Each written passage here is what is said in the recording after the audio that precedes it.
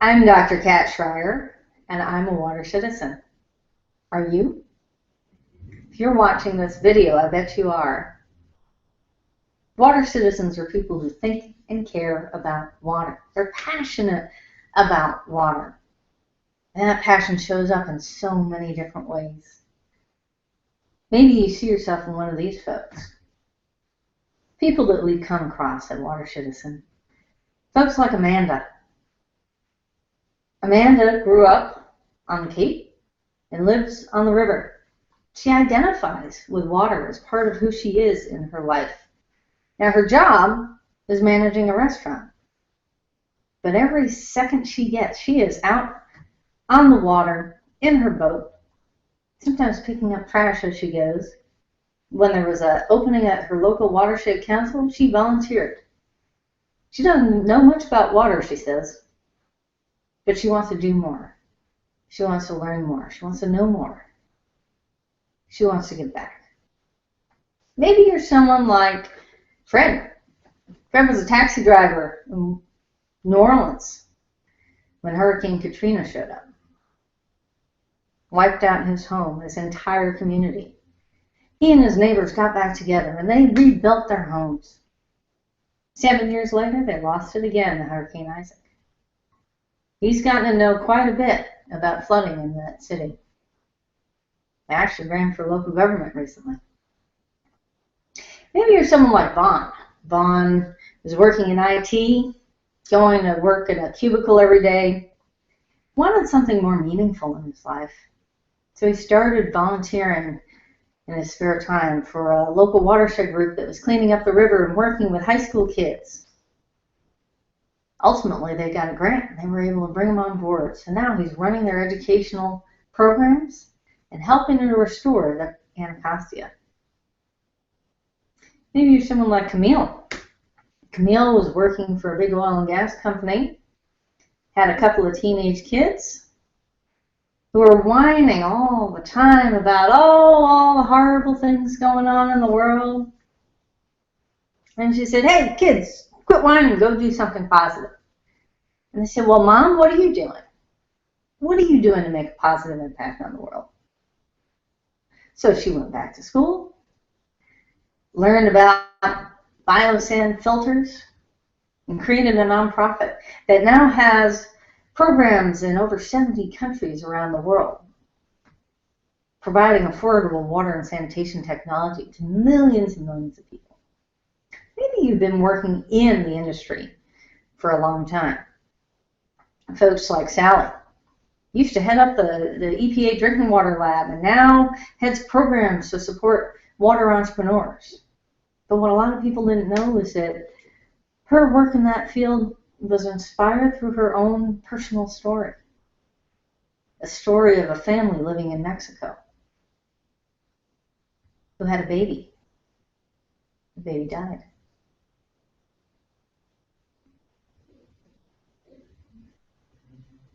And her father brought her to the United States, brought her family to the United States where she was born. And she remembers her father telling her, we can't live in a country where we can't drink the water. There are so many great stories of water and of people within the water community. Those stories aren't being told. They're not told in the mainstream media. Mainstream media focuses on crisis. When things go wrong, they're going to be there. Maybe every once in a while they'll have a special feature just on water, just once, and then it goes away. There's trade publications, there's scientific journals, there's agency reports, there's web portals where people can go and get lost in all the information about water. But it's not really attracting people. It's not bringing people in. It's not fun, cool, sexy. That's what we do at Water Citizen. We do water education through media, through our news site. I started Water Citizen 3 years ago with Water Citizen News, basically a Huffington Post on water. Taking all these stories and putting into the kinds of things that you would see in a typical newspaper. So stories on business and policy, science and technology, stories on sports and recreation, the arts, culture, religion, plus all of our special features. We've done some amazing special features. We've had feature series on where are the women water utility leaders, starting with Pat Mulroy from Las Vegas. We started trying to name, who else has a woman water leader? And over time, working with folks at the American Water Works Association and others in the industry, we were able to piece together a map of all the different water utilities that have had women leaders and started doing a series of interviews with these folks. We had our Hispanic Water Leaders series where we heard Sally's story. We've had stories on water in the Olympics and water and environmental film festivals and film competitions of really covering the ways so often scientists and folks with new technologies can't get their stories told through mainstream media, so they go work with filmmakers and have their stories shown through film or through art or through dance. There's a lot of that connection between science and engineering and the arts. It's amazing the kinds of stories we've come up with. More and more, we've been working on our online education programs, not just courses and webinars, but actually making them interactive and bringing together small groups, these masterminds, where we can have people from all over the place who are working on similar goals coming together on a regular basis with a facilitator and working towards reaching their goals over time. Supporting each other. We've got our master classes that go with that, where we're bringing in experts to talk with our masterminds, as well as have interviews that can be shown over the internet in our online TV programming. We've been doing a lot more with our online TV. We've had specials like our Water Veteraneurs special, which was part of a series every year on Veterans Day. We've done some kind of story on water and vets, and this year we put it on our online television program, so we could bring together people who had been in service and saw something related to water, whether it was Legionnaire's disease in hospitals or emergency planning, or how important sailing is for the recovery of veterans with PTSD, and created new ventures. So we brought those entrepreneurs together into a very special program. We had another special at the end of the year called the Water Innovation Nation Year in Celebration, where we had some of the top folks working on innovation at the water associations and the utilities and the innovation clusters and the Environmental Protection Agency and sustainable business plan competitions, and talking about how they were helping water entrepreneurs. Then we actually had a couple of entrepreneurs come into the show, give their pitch, and get feedback, like a live online water Shark Tank. We can do more with that.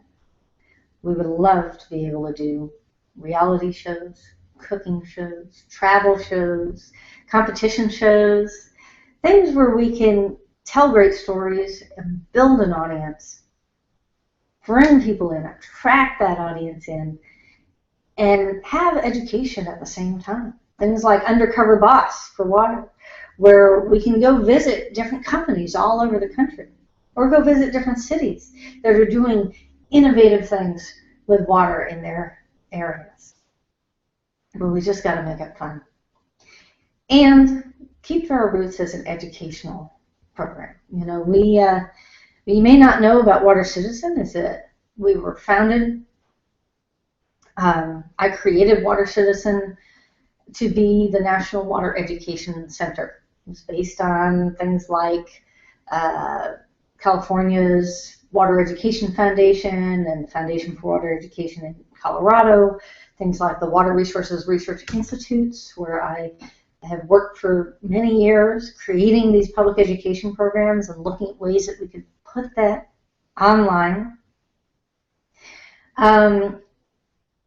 But when it came to getting our non-profit tax status, her 501c3, it was out of our price range. It was more than we could handle. It was complex, long process. So we did try to develop as just a regular media company. But you know what?